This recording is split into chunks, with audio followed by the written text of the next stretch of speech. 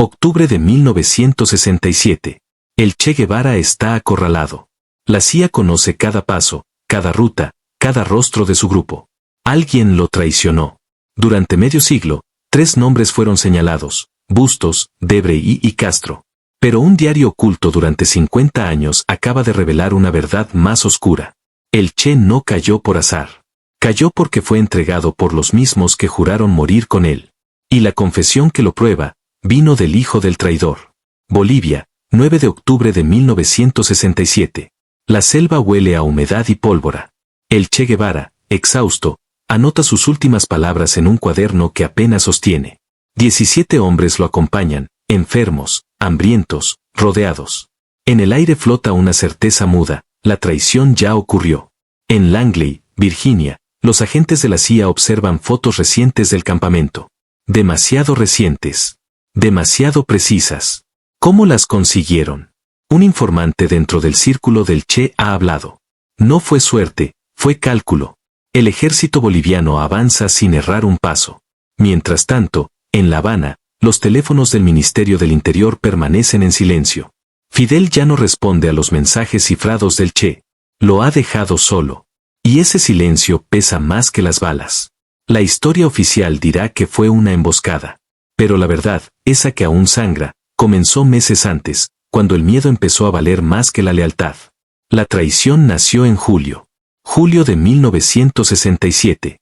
El campamento guerrillero en Ñancahuazú se desmorona. Sin comida, sin medicinas, sin fe. Los campesinos bolivianos que antes saludaban al Che ahora lo delatan por un saco de arroz. Dentro del grupo, la paranoia se filtra como veneno. Ciro Bustos, el pintor argentino que retrató la revolución, comienza a tomar notas secretas, bocetos del terreno, rostros, rutas. Nadie sospecha. Dibuja para sobrevivir, dice. Pero cuando el ejército boliviano lo captura semanas después, esos dibujos se convierten en mapas de ejecución. La CIA los usa para identificar a cada guerrillero. Bustos dirá que fue torturado, que no tuvo opción. Su hija no le creerá jamás. Las líneas de sus retratos, trazadas con manos temblorosas, son las mismas que marcaron el fin del Che. Pero Bustos no fue el único que habló. Regis Debray, periodista y filósofo, llegó a Bolivia buscando al mito. Lo encontró, pero no para contarlo. Capturado junto a Bustos, soportó interrogatorios durante semanas. La versión oficial dice que resistió, la historia lo duda. Condenado a 30 años, salió libre en 3. Nadie logra explicar por qué. Años después, en París, un Debray envejecido murmura ante un periodista: no fui yo quien traicionó al Che. Pero sé quién lo hizo. Nunca dijo el nombre. Solo dejó entrever que ese hombre no estaba en Bolivia, sino en Cuba. Su frase recorrió los círculos revolucionarios como una daga. En La Habana, Fidel guarda silencio. La amistad se ha vuelto sombra. La revolución, una jaula. El topo no estaba en la selva. Fidel Castro y el Che, hermanos de guerra, símbolos indivisibles. Pero en 1967, la distancia ideológica se había convertido en abismo. El Che quería seguir el modelo chino, independencia de la URSS. Fidel ya había elegido su bando, Moscú. Apoyar a Guevara en Bolivia significaba arriesgar todo. Por eso cortó la comunicación, por eso no envió refuerzos. La CIA interceptó un cable el 3 de septiembre de 1967, la misión está abandonada. Fidel lo sabía. Y no hizo nada. Algunos lo llaman traición, otros, pragmatismo. Pero cuando el Che escribió en su diario "Siento que el fin se acerca", no hablaba solo de soldados enemigos. Hablaba del abandono del único hombre que podía salvarlo. Pero había alguien más espiando, desde La Habana. Buenos Aires, 2018. Iván Bustos abre un blog y escribe: mi padre me confesó algo antes de morir. En su lecho, Ciro Bustos lloró. Dijo que lo torturaron, que le ofrecieron la vida a cambio de los dibujos. Elegí vivir. Pero luego añadió algo que heló a su hijo: no fui el único. Había alguien más. Alguien en La Habana. La publicación duró 3 días antes de ser borrada. Demasiado tarde. Historiadores copiaron el texto. Las palabras resucitaron medio siglo de sospechas. Si el traidor no estaba en la selva, entonces estaba junto al poder. La CIA tenía acceso a las comunicaciones del Che en tiempo real. En los archivos desclasificados de 2007, Aparecen copias de los dibujos de bustos, con sellos de la CIA, usados para entrenamiento en identificación facial. Pero hay algo más, reportes con coordenadas exactas de las transmisiones radiales del Che, obtenidas horas después de ser enviadas. ¿Cómo? Alguien en Cuba filtraba la frecuencia, alguien con acceso directo a los despachos del ministerio. Un topo. Ningún nombre aparece en los documentos, pero las iniciales sí, DAR. En 1967, esas letras correspondían a un solo hombre. Dariel Alarcón Ramírez, alias Benigno. El sobreviviente de Bolivia guardaba un secreto. Benigno fue uno de los 4 guerrilleros que escaparon vivos de Bolivia. Los otros 3 murieron en meses. Él no. Se exilió en Francia, donde vivió bajo la sombra del mito. En entrevistas, insinuó lo imposible. Había un traidor entre nosotros, pero no era Bustos ni Debray. Cuando le preguntaron si era él, sonrió.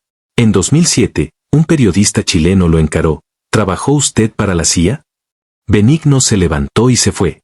Nunca volvió a hablar. Murió en 2017 sin confesar nada. Pero las coincidencias son demasiadas. Los informes de Langley lo mencionan indirectamente. Si él transmitía la posición del Che, lo hizo creyendo servir a una causa más grande. Y terminó sirviendo a su enemigo. El Che tal vez ya lo sabía. 7 de octubre de 1967. El Che escribe, siento que se acerca el fin.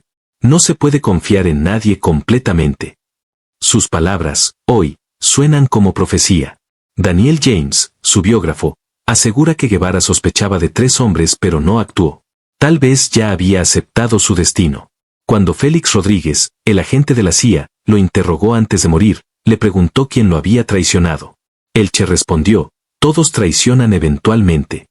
Luego añadió, el que más duele no es el que te vende por dinero, es el que te abandona por miedo. Y aún faltaba la última ironía. 30 años después, los restos del Che son hallados en una fosa común. Fidel Castro preside el funeral en Cuba. Habla del heroísmo de su hermano de armas, del sacrificio por la libertad. Nadie menciona que fue él quien lo dejó solo en Bolivia. La multitud aplaude, los tambores resuenan.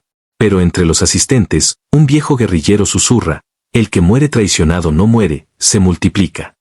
Fidel baja la mirada. El eco de su silencio lo delata más que cualquier documento. Medio siglo después, la verdad aún respira. La traición al Che no fue un acto, fue una cadena. Bustos dibujó bajo tortura. Debray negoció su libertad. Fidel lo abandonó por política. Benigno, quizás, informó desde dentro. 4 sombras, una muerte. Pero el mayor misterio persiste.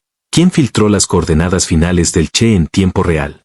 Algunos creen que fue un oficial cubano cercano a Raúl Castro. Otros, que fue el propio Fidel. Quizás nunca lo sepamos.